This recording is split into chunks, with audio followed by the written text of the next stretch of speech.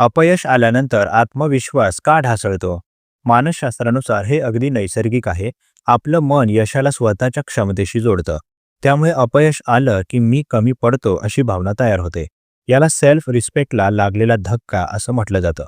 मेंदू नकारात्मक अनुभव जास्त लवकर लक्षात ठेवतो. याला नकारात्मक पूर्वग्रह म्हणतात. एका अपयशामुळे पूर्वीच्या यशाकडे दुर्लक्ष होतं आणि मन सतत त्या चुकांवरच विचार करत राहतं. त्यामुळे आत्मविश्वास हळूहळू कमी होतो. समाजातील तुलना देखील याला कारणीभूत ठरते. इतर लोक पुढे गेलेले दिसले की स्वतःबद्दल शंका वाढतात. काही वेळा लहानपणापासून मिळालेल्या टीका किंवा अपेक्षा अपयशानंतर पुन्हा आठवतात. अपयश म्हणजे क्षमता कमी आहे असं नाही, तर ती शिकण्याची प्रक्रिया आहे.